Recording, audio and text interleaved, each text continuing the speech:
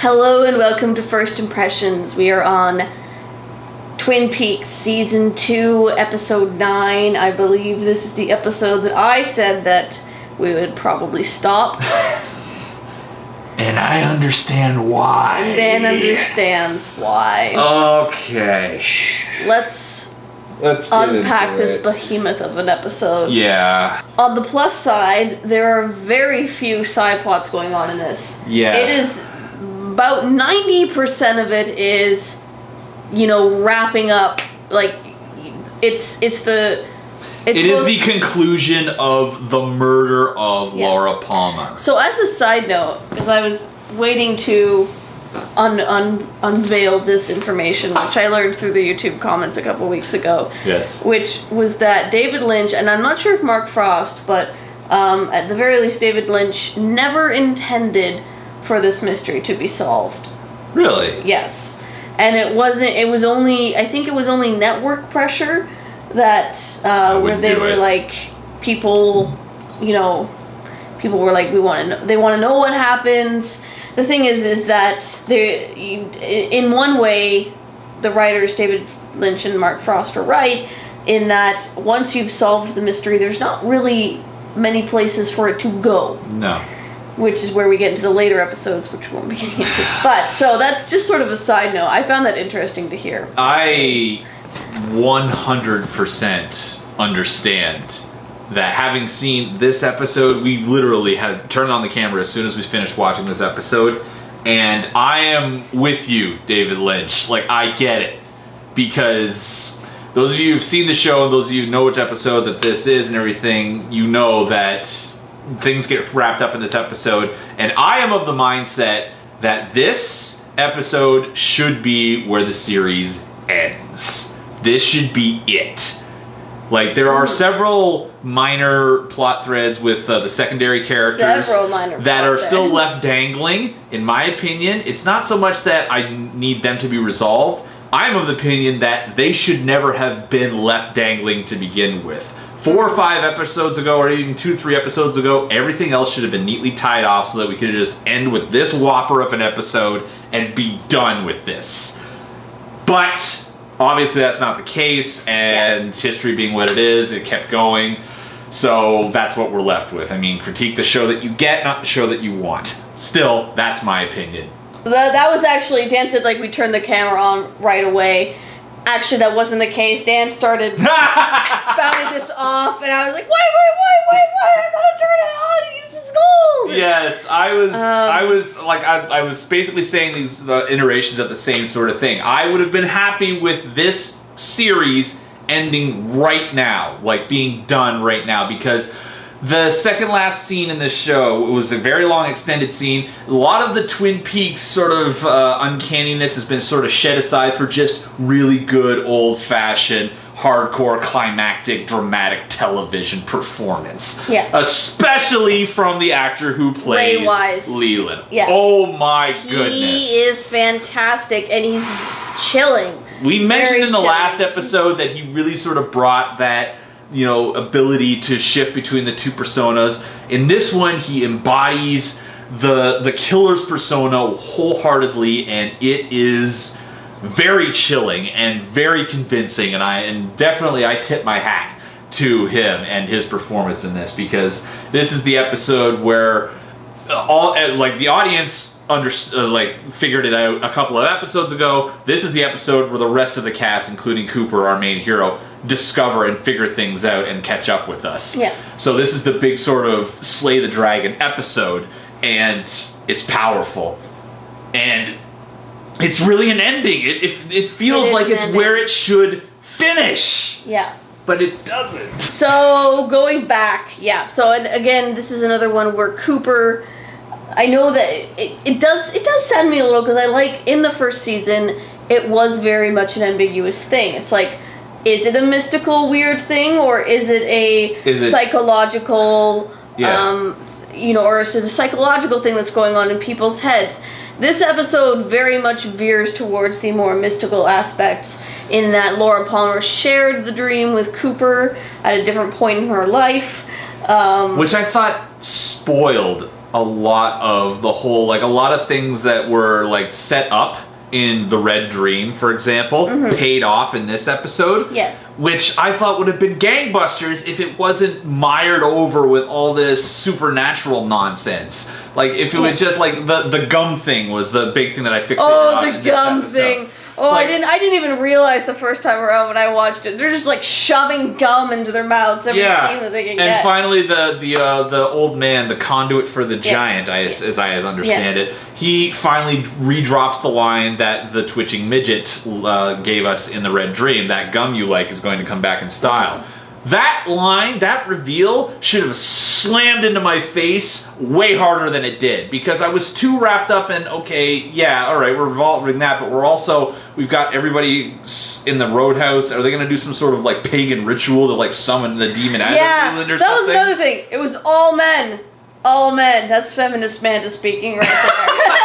I'm sorry. I'm like, come on. I do not weigh in on this subject. No, but they brought the vegetable man before they would bring Donna, for instance, who had an actual connection with Laura. It's like, come on, guys. Fair enough. I wonder, like, if this, because this is such a visual medium, I wonder if it would have been a better idea to show the midget, or the midget dwarf, to show the dwarf dancing, and then Cooper remembering Leland dancing. Yeah. Right? If he had made that connection. And then you would still have that ambiguity there. You'd have him, you could believe that it's the mystical thing, but you could also believe that Cooper subconsciously knew that something was up with Leland all along. Yeah. And that he's finally made the connection. Yeah, that's possible. But regardless, what else happened in this besides the big giant finale? Besides the big giant, well, Donna and James.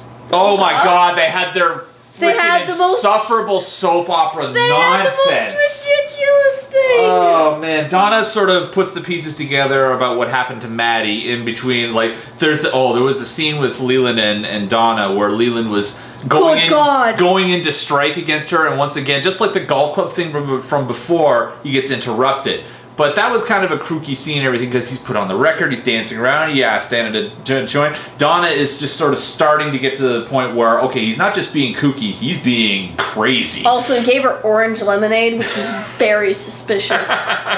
Very suspicious. All right, anyway. But, he gets interrupted, and she puts the piece, because she also overhears him taking a phone call about how Maddie never made it home, and then he gets an information to, like, the sheriff shows up and explains to Leland that another murder's happened. She puts two and two together, and she figures out that Maddie's been killed. So she goes off, instead of walking straight to Cooper, which she should have done, she wanders off to be mopey or whatever about it and wait for James to show up. James shows up, and they have this sickeningly disgusting teen drama nonsense where the two of them are just like... The focus is not where it should be. It's not at all where it should be. Their friend, the person who was helping them out the most to figure out this giant mystery, has just been killed. And they're worried about their relationship. They're worried that they're worried that it's their fault. Or James is worried that it's like his fault. And he uses that as an excuse to, for all intents and purposes, break up with her and just fly off to be moody. I'm just sitting there like, you guys! A person's life has just ended. A person that you have a really strong connection with. Number one, don't you feel sad? You should be breaking down sobbing. Number two, don't you feel angry? You should be running to the sheriff's office right now. Yeah, okay, that was my thing, actually. It wasn't so much that they broke up or whatever. It was that after having that incredibly uncomfortable thing with Leland and Donna, that she wouldn't immediately go to Cooper and say something really weird just happened. Yeah. Like it, and it was. She was genuinely freaked out, and even though she knows that Leland does weird stuff right now, it's like, no, that brought it to a new level. And she's been talking with Cooper beforehand as well. There was some physical stuff there too and everything, because Leland was dancing around with her, and then he goes into strike, so to speak, and everything, because he just yanks her into her and bear hugs her, and then the doorbell rings to interrupt him, and that sort of breaks him. Thank God for that. And I'm like, thank God too, but I'm just like, Donna should have all the red flags going off in her head, because that was inappropriate and very dangerous. Yeah. Other than that, nothing else happens. Yeah, there was another side plot with Lucy and Andy and what's his name and everything. That was more stuff that was just sort of dangling. They left half resolved. And obviously, I assume it gets more resolved in the later episodes, but I don't. Do you know what's really sad? Do you know what's really sad though? Because I forgot a lot of this series. Like watching this episode was very much almost like watching it new again. But that one scene with Lucy in the office at the table with Dick on one side and Andy on the other, that one I remember word for word. Why that scene? I don't know. Why that scene? It's useless. I just remember her sitting down with them and discussing like that she's going to keep the baby and stuff. And I wanted to punch fucking Dick in the face. I everybody. So did Andy, I think. Yeah, when he was just like, "Oh, you're not getting rid of it." I'm like, "Oh." And there was also the non-resolution of Ben and his the imposter who. Yeah, that was Ben suddenly gets dumb. I guess in his desperation he wasn't thinking. Well, straight, he was Catelyn, right? Caitlin, what's her name? Catherine. I'm never Catherine. I'm never gonna get the names right. Yeah. Never. Let's just. But anyway, she shows up again, once again in her disguise, and she sort of reveals herself to Ben. And Ben thinks like I think I understand what happened there. He doesn't get dumb so much. He just gets spellbound because the two of them had their sort of playful adultery sort of thing where they got like little sort of nasty, dirty talk together. And he just sort of sees her deception as feeding into that sort of thing. So he's playing along with it, and he's just sort of being like a submissive for all intents and purposes. Mm-hmm. And she's just like, well, now you have to sign this, you bad boy, or whatever. He's like, and he's like, yes, master. He signs it off, and then she takes off, and he realizes, oh, shit. Damn it, I shouldn't have done that. Hey, get back here! Roar! Yeah. So, but yeah, again, that's another thing, just like the Lucy storyline, that's just left dangling, and I don't care what happens in that one. I wish that it just somehow would have just sealed itself off a couple of episodes ago and be done with. So I don't know where we go from here. I'm not sure either. I asked Amanda when we finished watching the episode, I pleaded with her, asked her, please tell me that that's where you got off board with this show. No. But I did watch it for this is where I want to stop. I'm probably not going to, I'll say that right up now, but I want to be done with this series because this seems like the best possible spot to just stop. And it is. It's a very natural end. They catch the killer. Yeah, the mystery is solved. And not only that, but there is some resolution to Leland. You find out who happens to Leland as a person and not to Bob. Like Bob just checks out and everything. Checks out. He leaves Leland as a broken, like just miserable husk who has to like absorb all the guilt of I did it, it's my fault and everything. And he just breaks down crying at the end. And Cooper has to sort of just console him in his final moments. And another reason why I think this is a perfect place to stop and everything is that scene after that, where he and the sheriff and the forensics guy and the general guy, or Bobby's father, the army guy. I just know him as that Scully's dad. Yeah, I don't know, he sort of just popped up out of nowhere, and now he's just sort of figuring into the thing. They have this scene where they're just walking outside, sort of just like decompressing from the whole ordeal, and they're just sort of talking a little bit about, well, was Bob, like, what happened to Bob? Did he get away and everything? And then they just sort of land on this idea, the army guy actually sort of lands on it, and it just sort of like, maybe Bob is just this representation of the evil that men do. And I thought, oh man, stop, just roll credits right after that line. That's perfect. Just stop right there, because that's just like this horrible... I heard you make a sound at that too. Yeah, that's right, yeah. I'm just like, oh, that's perfect. Just stop right there, because just leave the show there and leave the audience to think on that point, and you're perfectly fine. That's all the show needs. That's something that people can walk away from this show and chew on for a while. Like you don't need any more. Like gum, yes. Yeah. So apart from that, like I said, like that whole reveal scene, actually, that's one thing I wanted to bring up was Cooper was very smart about how he tricked Leland. Yes. He needed everybody there. He needed that seance type of atmosphere to remember what he was told in his dream, and then he got the answer, and he didn't it wasn't like, oh, I have it or anything like that. He just sort of like, Okay. Now I need to figure out how to do this. He's like, so, Ben Horn, you're under arrest. We're taking you to the... Leland, you're coming with us because you need to be his lawyer and everything. They get back, so he's just like playing it really cool. Ben Horn is kind of like, no, I'm not. Yeah. And Leland is just kind of like, yes, I will definitely be his lawyer. Blah, totally. blah, blah. That sounds like a good plan. Yeah, they get to the police station and everything, and you think it's going to play out, even the sheriff is thinking it's going to play out one way, but everybody takes off, and Cooper just sort of pulls the sheriff to the side, whispers something in his ear, and you know it's, Cooper is telling him what's up, and the sheriff doesn't bat an eye. He just kind of like, got it. Yeah. And he just wanders off, and you're just like, ooh, the sheriff is back to being super awesome again. Totally level-headed under this really sensitive situation. Oh, very cool. None of the supernatural nonsense in that. That was just really good sort of sleight of hand storytelling and television, which I liked. Besides the qualms that we did have with the episode, this was a very well done episode of television. Yes, it very much, like I was saying before, a lot of the uncanniness that the whole series started off with that sort of drew me in has been shed for just really good, solid, mystery-solving television. Mm-hmm. And, I had this thought as I was watching those last, maybe 10 minutes of the episode. This doesn't really feel Twin Peaks anymore. It feels like just a really good murder mystery show. So, I guess I was sort of wrestling with that as well. Kind of like, do I want to keep going if it's going to be, not as Twin Peaks was when I first started watching it?